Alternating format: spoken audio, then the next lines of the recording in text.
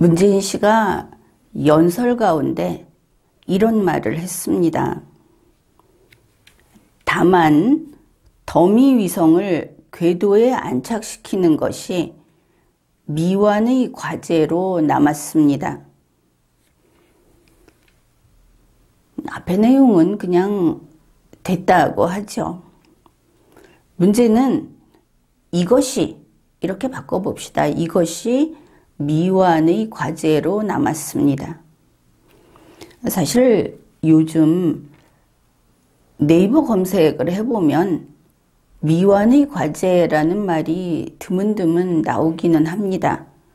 그런데 이제는 이야기를 해야 하겠다. 계속 이런 식으로 써서는 안 되겠다. 그런 생각이 들어서 이 이야기를 하자.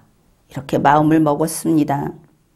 우리 한번 미완의 과제라는 게 무엇인지 우리 모두 한국말 알고 한글 알고 그러니 스스로 한번 찾아가 보기로 합시다. 미완의 과제는 과제입니다. 그렇죠? 어떠어떠한 과제, 하여튼 과제 아닙니까? 여기에서 수식을 받는 중심체는. 과제라고 하는 것은 숙제입니다. 그거 뭐 처리해야 하든지 해결해야 하는 그런 것, 그런 문제. 우리가 잘 알고 있는 숙제. 이렇게 되어 있습니다. 숙제는 해야 하는 것이죠. 만약에 문제를 풀어야 된다 그러면 풀어야 하는 겁니다. 그 다음에 미완의라고 했는데 이거 말이 참 이상하다. 일단 미완 이거를 따져봅시다. 미완은 안일 미에다가 그 완성하다 할 때 완자입니다. 그러면 다 되지 않았다. 이렇게 되겠죠. 끝나지 않았다. 아직 덜 됐다. 그러면 다 만들어지지 않았다. 다 갖추지 못했다. 뭐 이런 게 미완입니다. 이 미완이라는 말은 우리가 그냥 미완하면은 뭐 이야기하다 마는 것 같아서 정확히 말하면 미완성 이것이죠. 그래서 미완의 과제라는 것은 미완성의 과제 이렇게 됩니다.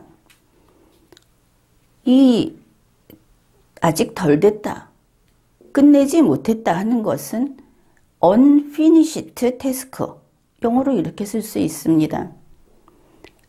끝내지 못한, 이렇게 되겠죠. 그러면 누가 끝을 내야 하나? 보통은 그 주체는 우리가 그 사물 주어냐 사람 주어냐 이렇게 따졌을 때 이런 거는 대부분 사람 주어다. 이거를 알 수 있습니다. 사람이 끝을 내는 것이고 사람이 숙제를 하는 거니까. 그러면은 미완성의 과제 이렇게 되겠죠. 미완이나 미완성이나. 그런데 미완성의 과제에서 의자가 붙은 것도 참 이상하다.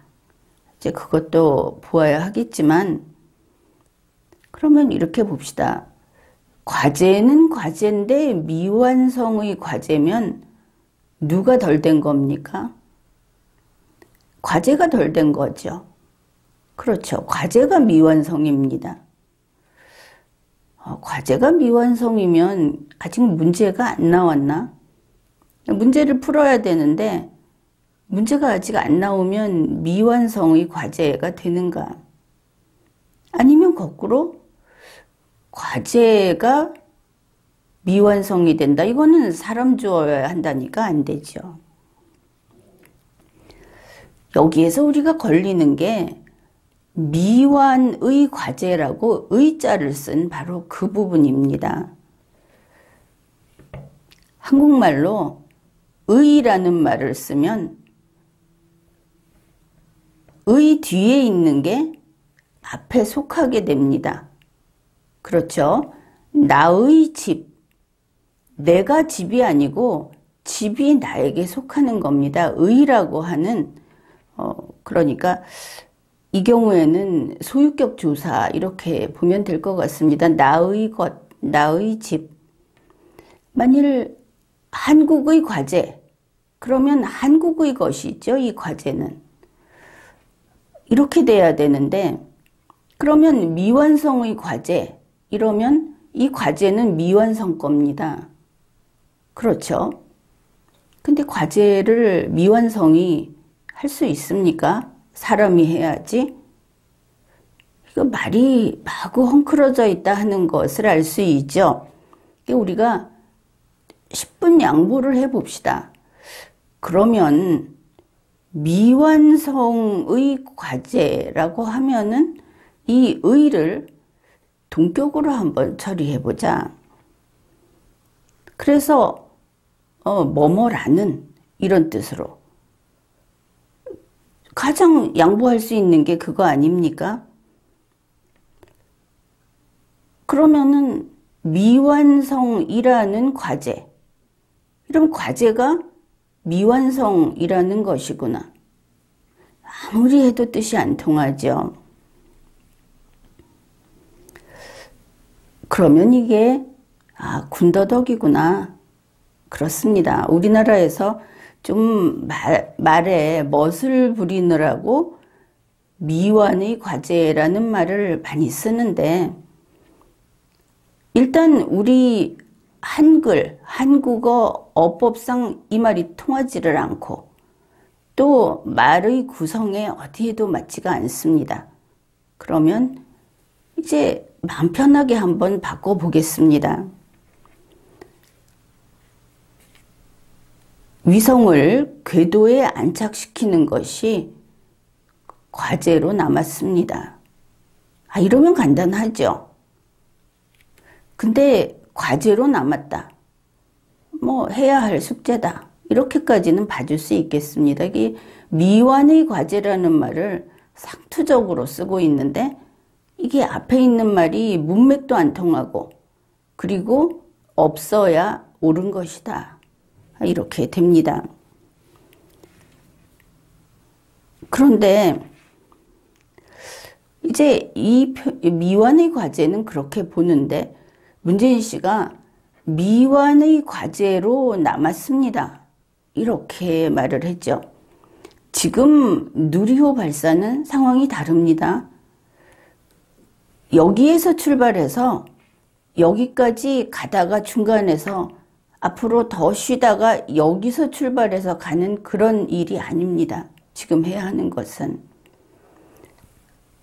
날아가다가 떨어졌으면 다시 시작해야 하는 것이죠. 그래, 지금 문재인 씨 말은 만약에 10 중에 8만큼을 가고 2를 실패했다 하면은 이제 2만 더 하면 된다. 이렇게 말을 한 그 부분이 틀렸습니다. 그리고 과제로 남았다. 과제가 남아있다. 그러면 요게 새로운 과제라는 것이냐. 이렇게 보더라도 또 말이 안 되죠. 그러니까 지금 우리가 봤을 때는 열심히 했네. 부족해. 다시 해. 이게 우리 상식적인 그 반응입니다. 그런데 문재인 씨는 여기서 여기까지 가서 실패했는데 이게 너무 억울한 거죠. 이번에 이거 갔어야 되는데 과학도 모르면서 자기 욕심으로 내가 뭐 지금 그 로마에 가기 전에 이거 보고 갔어야 되는데 하루 전에도 폼나게 또 다른 행사도 했죠. 이제 이렇게 하다가 지금 이 과학자들한테 아마 엄청나게 다구칠 겁니다. 내년 5월에 내가 나가기 전에 꼭 성공해야 된다. 이러면서. 그런데 이렇게 억울해하면서 또 이거 해야 되는 게 이거 남았다. 그게 바로 좌파 특성입니다. 좌파들의 비관적인 사고방식. 불평분자들의 공통점입니다. 이게 만약에 문재인 씨 자신이 이게 나의 업적이다 이렇게 한다면 누가 못했습니까? 자기가 못한 거지. 누구 탓을 하고 뭐가 뭐 미완의 과제가 어떻고 그저 더 열심히 하겠다. 그냥 사실을 좀 인정하면 되는데 그걸 인정을 못해 하는 거죠.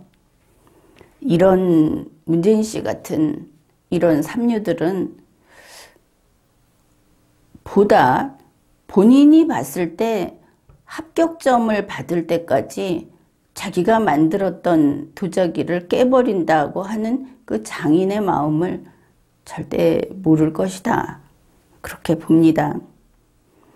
이 미완의 과제라는 것이 어법상 얼마나 틀렸고 그 말을 하는 그 마음 자체가 이미 좌파의 모습을 그대로 드러내놓고 있다. 진취적이지도 않고 과학을 인정하지도 못하고 이런 그런데 뭐 이렇게 풀이를 해봤는데 여러분에게 과제를 하나 제시하겠습니다. 어디 한번 똑같이 풀어보십시오. 짬뽕의 과제. 짬뽕의 과제라고 하는 것은 미완의 과제하고 동일한 구조를 가지고 있으니까 직접 좀 풀어보면 무엇이 문제인가 하는 것을 알 수 있을 겁니다. 지금까지 리걸마인드 연구소였습니다.